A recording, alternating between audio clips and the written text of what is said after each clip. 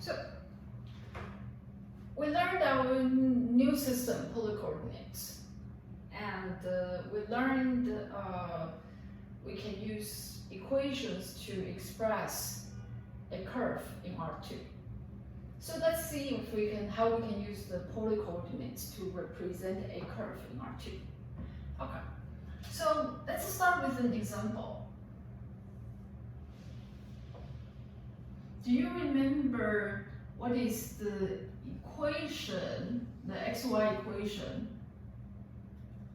that describes a unit circle, meaning a circle, this circle looks pretty ugly. Let me see if I can fix it. Oh well. Okay. This one's slightly bigger. So it's a circle of radius 1. So which equation gives us x squared plus y squared equals 1? And let's just try to see how we can represent points on the circle. So remember, each point on the circle, you have the xy coordinates, and the xy coordinates, they are not random. They are governed by this equation. And now we want to write this point, want to express a generic point on the circle, but using the polar coordinates. Okay, question. What is the two important equations that can help us convert back and forth between the Cartesian coordinates and the polar coordinates? Well, you use the equation x equals r cosine theta, y equals r sine theta, right? And r again is this radius. So we said that this is radius equal to 1, and theta is this angle. Okay, so let's plug this to the x in here, the y in here, and let's see what happens. So I have r cosine theta squared plus r sine theta squared equals 1. Okay, so here I end up having r squared cosine squared theta plus r squared sine squared theta again equals 1. And this implies, okay, I can factor out the r squared. So r squared, now I have cosine squared theta plus sine squared theta equals 1. Okay, so note that we have this very useful trig identity. Doesn't matter which theta value is, you have cosine squared plus sine squared theta. As long as they are the same, then the sum is always equal to 1. Okay? If you don't remember this, it would be very useful that you add this formula onto your personal formula sheet as well. Okay? So this is something from college algebra, or I don't remember which topic it is, but it's okay. So we have this in the parentheses, cosine squared plus sine squared, the whole thing equals 1. So I have then r squared is equal to 1. Okay. All right. And in here we can just say r is equal to 1. Okay. When the radius is negative, it just means you walk the opposite direction. Okay. So don't worry about it. Okay. Let's just assume r is always positive. So if r squared is equal to 1, then r is equal to 1. Okay. So what does this mean? this means the curve governed by x squared plus y squared equals 1 is equivalent to the curve governed by this equation r equals 1. Doesn't matter which input theta is. Okay?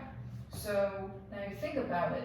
It does not matter which angle I am at. So I can have a very large angle and I still have 1 whatever input angle I have. Right? If I'm at here, then still 1 at whatever angle I have here. So, yep, this is how we can convert an equation that's written in xy coordinates to an equation that's written in the polar coordinates. Okay, I'm going to erase this example and give you a fancier one. So pause the video if you need to. I'm going to erase the board.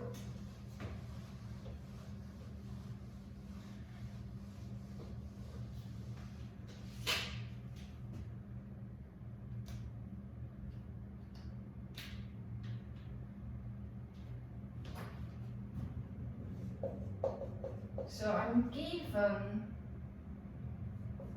a curve that's governed by this equation.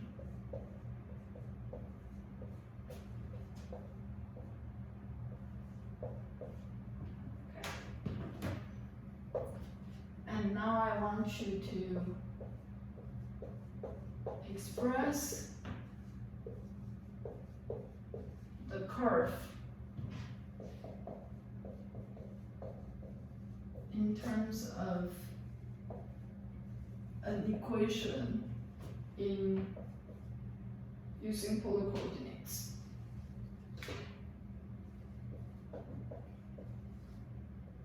Using the polar coordinates.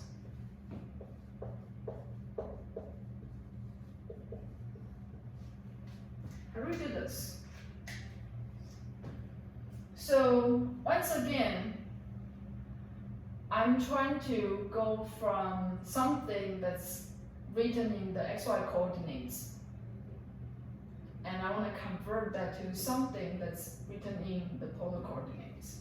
So whenever I want to do this, very important equations we always use is this one, x equals r cosine theta and the y equals r sine theta.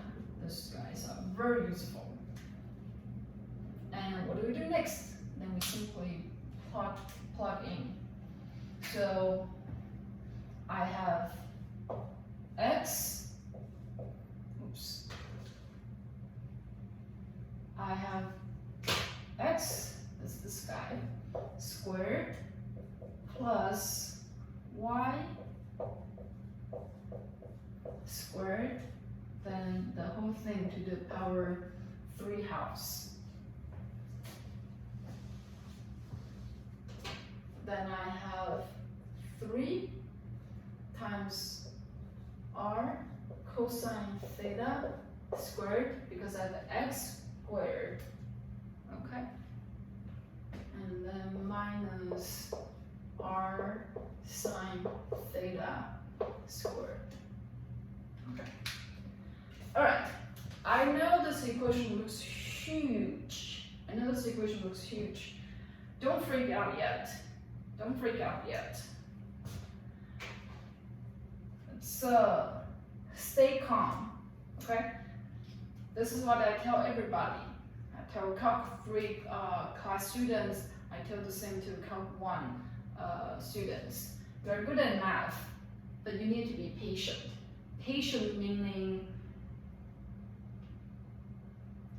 before you freak out, you take a deep breath. And then you try to do what you can recognize and you do it and see what happens. So here I have r times cosine theta squared. So altogether this is r squared cosine squared. Not too complicated, right? A times b squared is equal to a squared times b squared. That's all I do for this part. Then plus r squared sine squared. That's this part. Then I simply copy the biggest parenthesis. Okay, and I've done enough. So then I say, let me take a break. Take another deep breath again. 3. Now I look at this. Oh, it's the same thing as this. Okay, r times cosine squared theta. So I did that already. I can just write it down. But this time with the minus sign, I can live with the minus sign. So let's just keep going. Okay. So far, what I did is to remove the square by writing it separately. Okay. And then I see something that looks familiar. I can factor out the r squared, then I see a trig identity that says cosine squared plus sine squared equals 1, right? So in here I have r squared cosine squared, this is a 2, plus sine squared. Then the whole thing to the power 3 halves. And I recognize that this is a trig identity. I told you trig identity is convenient, right? So now I have r squared times, to the power 3 halves. All right? So I can simplify the exponent. Then I have r times 2, r to the power 2 times 2 times 3 halves. That's how you can simplify the exponents. So this is r to the power 3. This is what you have for the left-hand side of the equation. Okay? So you see, it looks ugly. It is ugly looking, I agree with you. But I know I can factor out the r squared. Then I see a trig identity. And then I see something that's much prettier. Then I simplify this, okay? So if I have x to the power a, the whole thing to the power b, this is the same as x to the power a times b. If you don't remember that formula, you should add that to your personal sheet as well, okay? And if at some point you become very familiar with one of those formulas, then you can just cross it out, remove them. I don't want you to have like a gigantic list of formulas that sometimes can freak us out. Okay, so then the right hand side. Right hand side, I have the 3 outside the parentheses. Then I can factor out the r squared. But this time, it's cosine squared minus sine squared theta. Okay, so notice side by side.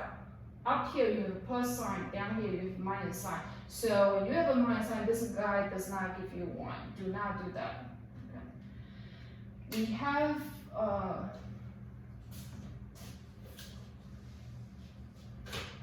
double angle formula.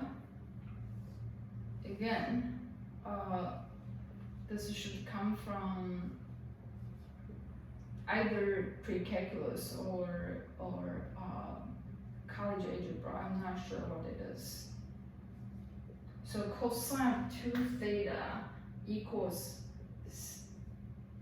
cosine squared theta minus sine squared of theta. Okay, so that's the double angle formula that we know. All right. So once again, if you don't remember this, you simply add one more formula to your sheet. Don't freak out. Be patient. Patience is the key. Okay.